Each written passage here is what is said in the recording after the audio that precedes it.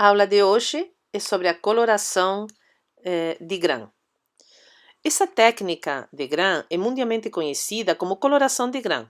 É um método de coloração de bactérias desenvolvido pelo médico dinamarquês Hans Christian Joachim Gram, que ele desenvolveu isso em 1884, ou seja, mais de 135 anos atrás, e permite diferenciar as bactérias com diferentes estruturas de parede celular, a partir dessas colorações que elas adquirem após o tratamento com uma sequência de agentes químicos específicos. O método consiste em tratar sucessivamente um esfregaço bacteriano fixado pelo calor com reagentes violeta de genciana, Lugol, alcoacetona ou etanol acetona, que é o descorante, e a fucsina ou safranina.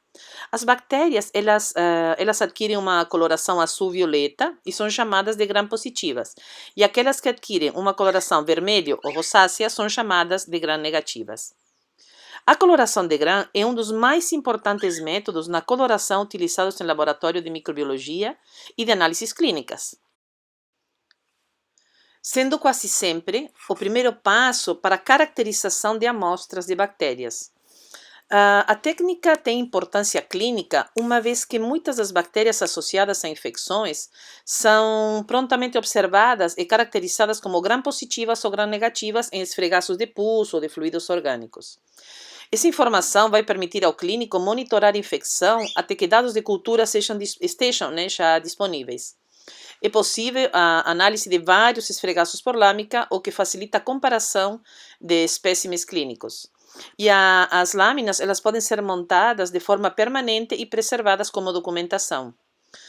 O método consiste no tratamento de uma amostra de cultura bacteriana que vai crescer em um meio sólido ou líquido e com um corante primário, que é o violeta de genciana, seguido de um tratamento com um fixador, que é o Lugol. Tanto as bactérias gram-positivas quanto gram-negativas, elas vão absorver de maneira igual, idêntica, tanto o corante primário e o fixador, adquirindo uma coloração violeta devido à formação de um complexo do cristal violeta-iodo, que ele é insolúvel no citoplasma. Em seguida, vai seguir um tratamento com um solvente orgânico, que é o alcoacetona. Esse solvente ele vai dissolver a porção lipídica das membranas externas das paredes gram-negativas e o complexo violeta-iodo é removido, descorando as células. Por outro lado, o solvente ele desidrata as espessas paredes celulares das gram-positivas e provoca a contração dos poros do peptidoglicano, tornando-as impermeáveis ao complexo. O corante primário, então, ele é retido e as células permanecem coradas. A etapa de descoloração ela é bem crítica, porque a exposição prolongada a esse solvente ele pode promover a remoção do cristal violeta dos dois tipos de bactérias, então podendo produzir um resultado falso. Então, a retenção ou não do corante primário portanto, depende muito das propriedades físicas e químicas das paredes celulares das bactérias, como a espessura, a densidade, a porosidade e a própria integridade. Em seguida, então, a amostra é tratada com um corante secundário, como a fucsina básica ou a safranina, e ao microscópio as células vão aparecer coradas em violeta escuro, que são as gram-positivas, e as gram-negativas como vermelho, rosácea ou rosa escuro. As células de bactérias gram-positivas, de células velhas ou mortas, com envelopes danificados por algum agente físico ou químico, tendem a perder o cristal violeta da mesma forma que como se fosse uma gram-negativa. Então, culturas velhas eles vão inverter o grão. Então, é muito importante que o material para análise ele seja bem fresco para não dar falsos gram-positivos ou gram-negativos. Bom, hoje vamos fazer a aula de morfologia e coloração das bactérias. As bactérias, de modo geral, elas se apresentam sob a forma de cocos, de bacilos ou de espirilos. Essas formas básicas são sujeitas a variações, que são denominadas formas pleomórficas ou formas de involução. Existem ainda agrupamentos que, segundo o plano de divisão celular, podem ser classificadas em diplococos, estafilococos, streptococos e streptobacilos. Então, hoje, para essa aula de coloração de grã, a gente vai precisar de água destilada, dos corantes fucsina, cristal violeta, de álcool acetona, de Lugol fraco e óleo de imersão. E para coletar as amostras e colocá-las nas lâminas, pode ser um suave como esse. Vamos precisar de lâminas e de giz para identificar também, para saber qual lâmina de cada coisa. Uma bacia e um escorredor. Então, os micro-organismos podem ser coletados de vários materiais. O que foi utilizado agora é uma cédula.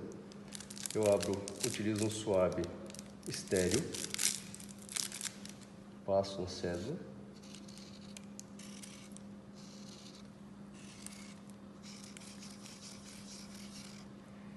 E depois faço um esfregaço na lâmina.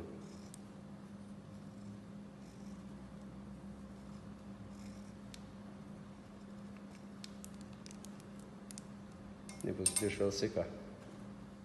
É muito importante na técnica de coloração e morfologia das bactérias, após a coleta do material biológico na lâmina, fixar esse material biológico para que ele fique e permaneça ali durante o processo.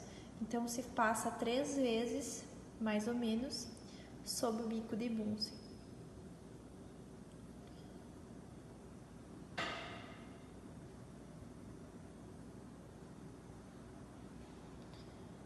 E agora a gente vai começar a coloração. Agora vamos iniciar a coloração com cristal violeta.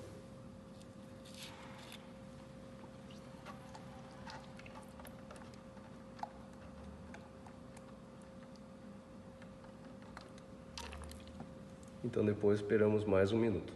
Comecei. Então depois de 1 minuto, a gente retira de cima.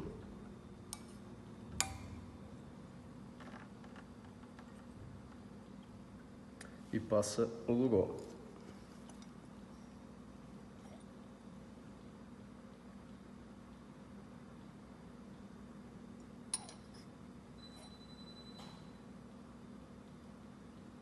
E espera mais 1 minuto. Foi. Agora, depois do Lugol, nós tiramos ele.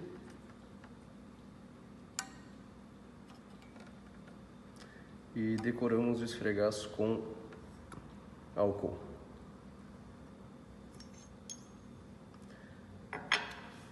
Com a lâmina inclinada.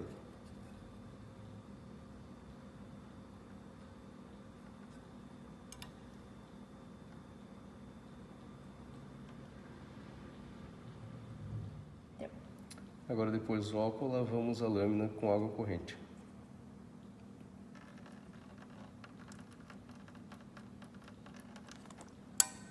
Mantendo ela inclinada.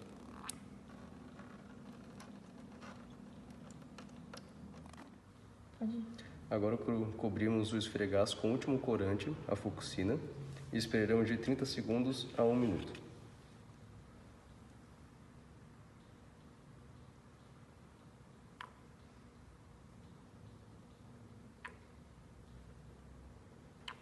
Pode ir. Depois do tempo, lavamos a lâmina de novo com água corrente.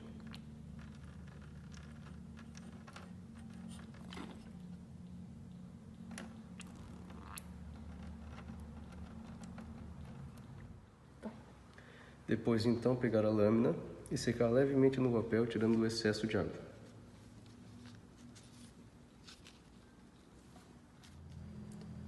Então, para visualizar a lâmina no microscópio, com a lente de imersão, a gente precisa pingar o óleo na lâmina.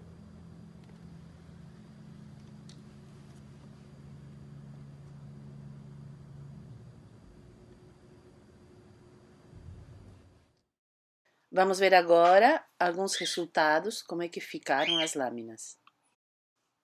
Bom, essas são fotografias de exemplos de como deveria ficar uma gram positiva e uma gram negativa. Como podem ver, a diferenciação de coloração e formato. Nessas fotografias são lâminas de bactérias gram negativas. Vocês podem observar a coloração vermelho rosácea e são bacilos. Nessas duas fotografias são lâminas de gram positivas, sendo a esquerda de bacilos e a direita de cocos, podendo ser observado a forma bacilar é redondinha. Esses são os resultados encontrados na cédula. O que vocês estão vendo?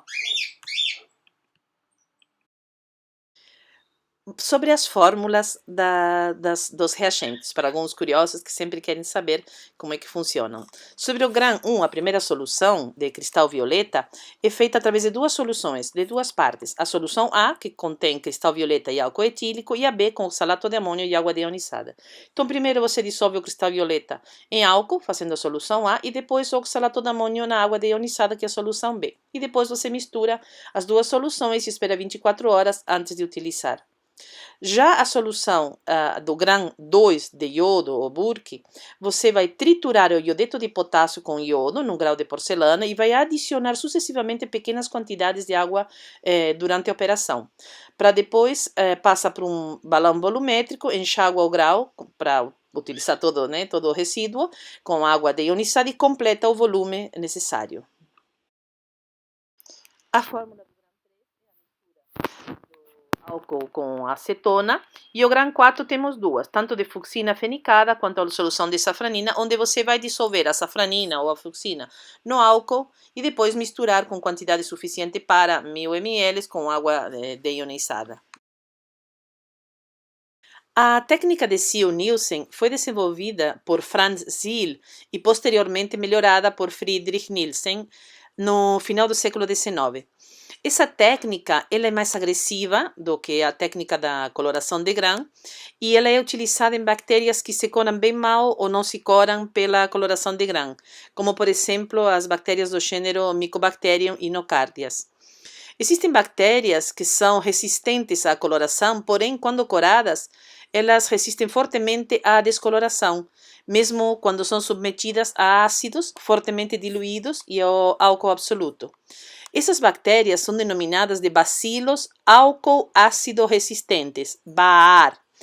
A característica álcool ácido resistente é conferida a essas bactérias devido ao alto teor de lipídios estruturais na parede celular, o que causa uma grande hidrofobicidade, e isso dificulta a ação dos corantes aquosos. Um exemplo de ácido graxo que está altamente presente na parede celular das bactérias é o ácido micólico. Na técnica de Ziehl-Neelsen, após o processo da coloração da amostra, a fucsina de Ziehl irá corar todos os elementos celulares de vermelho. Porém, após a descoloração com o álcool, somente os bacilos álcool-ácido resistentes irão continuar preservando a coloração vermelha. Os demais elementos celulares da amostra serão descorados. Então, para podermos visualizar os outros elementos celulares que estão descorados na amostra, deve-se utilizar o azul de metileno, que vai dar um contraste. Então, deixa assim os elementos celulares em azul e os bacilos álcool-ácidos resistentes vão continuar em vermelho.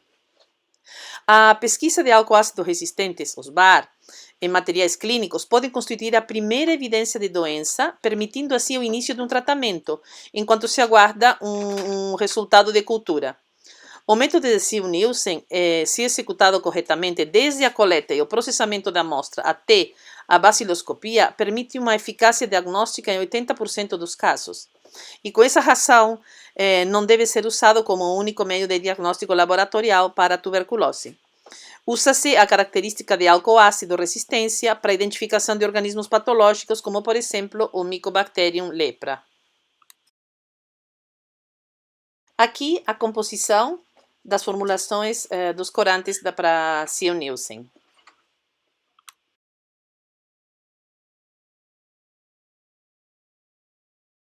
Muito obrigada pela atenção. Essa foi a aula de colorações, da coloração de GRAM e de Ziehl-Neelsen. Qualquer dúvida, por favor, entre em contato.